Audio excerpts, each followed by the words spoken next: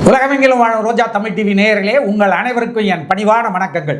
இன்றைக்கு நம்ம அகஸ்திய ஜீவநாடி ஜோதிடர் பாபு அவர்களை சந்திக்க வந்திருக்கிறோம். சார் வணக்கம். வணக்கம் வணக்கம். ரோஜா டிவி நேரிலும் கோடான கோடி ரசிகர்களுக்கும் இனிய புத்தாண்டு நல்வாழ்த்துக்கள்.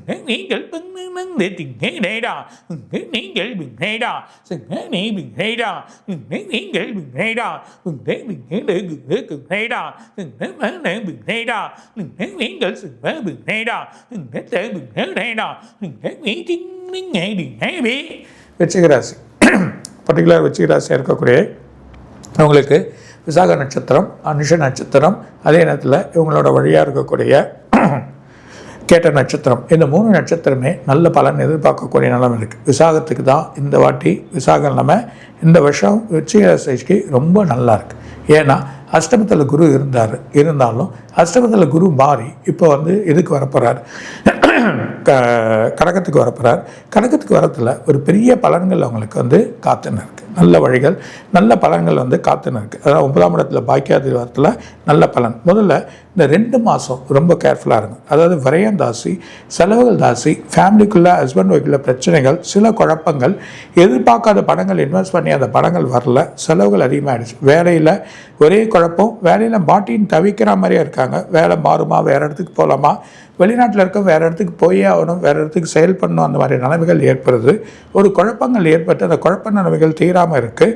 அது இல்லாமல் புதுசாக இன்வெஸ்ட் பண்ணுறதோ இல்லை புது வீடு வாங்குறதோ வழியோ எந்த ஒரு செயலுமே நடக்காமல் இருக்குது. காரியங்கள் வெற்றி இல்லை, பிஸ்னஸில் வழிகள் இல்லை, அரசியலில் ஒரு புது வெற்றி எடுக்கணும், புது வழியான முயற்சிகள் பண்ணணும், அதுக்கான பலன்கள் அனுகூலமாக இருக்கிறதுக்கான வாய்ப்புகள் பங்குனி மாதத்துலேருந்து ஆரம்பிக்குது. பங்குனிலேருந்து சித்திரை, வைகாசி, அவங்களுக்கு இருக்கக்கூடிய ஆனி, ஆடி, ஆவணி, இந்த 6 மாதமே பெரிய பலன் காத்திருக்கு. பாக்கியாபதியில் போகிறதுனால வெற்றி கிடைக்கும். ரெண்டாவது வேலையில் பெரிய போஸ்டிங் போயிடுவாங்க, வேலை எதிர்பார்க்காத வேலைகள் கிடைக்கும், வெளிநாட்டில் பயணங்கள் கிடச்சி அதை வேறு வேலையாக்கி அது ஒரு புது வழியாக பண்ணுவாங்க, தொழிலில் இன்வால்வ் பண்ணி நல்லபடி பண்ணுவாங்க.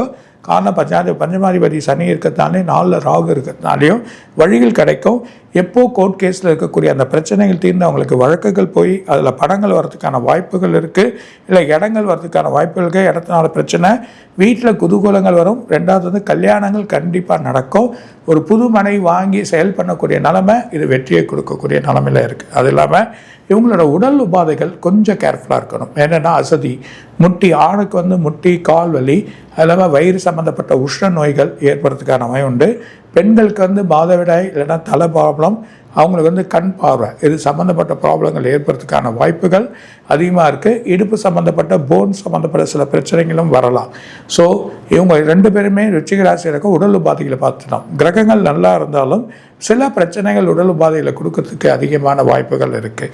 ஆனால் இவங்களோட பங்குனி மாதத்துலேருந்து பெரிய வெற்றியை பார்க்கலாம்.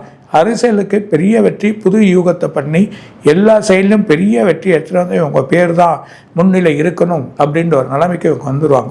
பர்டிகுலராக அனுஷ நட்சத்திரம், அதுக்கு இன்னும் ஒரு பலங்கள் இருக்குது. ரெண்டாவது இவங்க மெயினாக முருகரை வேண்டது நல்ல ஒரு பலனை கொடுத்தாலும் குலதெய்வத்துக்கு வழிபாடு பண்ணி செயல் பண்ணுறது நல்லது. அது இல்லாமல் தட்சிணாமூர்த்தி, இந்த தட்சிணாமூர்த்திக்கு அர்ச்சனை பண்ணி அவங்களுக்கு வந்து வழிபாடு பண்ணிங்கன்னா ஒரு பெரிய பலன்கள் உங்களுக்கு காத்திருக்கு. சிவன் கோயில் போங்க அடிக்கடி, இன்னும் அமைதி கிடைக்கும், வழி கிடைக்கும். ஏன்னா பிள்ளைகள்னாலேயோ உறவுனாலேயோ சில அமைதி கிடைக்காம இருக்குது. இளமேட்ட வழிகள் போக போக பெரிய பலன்கள் உங்களுக்கு காத்திருக்கு. சார் ரொம்ப மகிழ்ச்சி. இந்த தடவை ஒவ்வொரு ராசிக்கும் தனித்தனியாக விளக்கமாக மிக அழகாக சொல்லியிருக்கீங்க, அற்புதமாக சொல்லியிருக்கீங்க. அதுவும் பரிகாரங்களுடன் ஒவ்வொரு ராசிக்கும் என்னென்ன பரிகாரம் எப்படி எப்படி இருக்கணும், அவங்களுக்கெல்லாம் என்னென்ன நடக்க போகுது அப்படிங்கிறத பிரமாதமாக சொல்லியிருக்கீங்க. மீண்டும் அடுத்த வீடியோவில் சந்திப்போம் சார். நன்றி, வணக்கம். வணக்கம். வணக்கம். ரோஜா டிவி நேயர்களுக்கு கோடான கோடி இன்னும் நிறைய சொல்வார். வணக்கம்.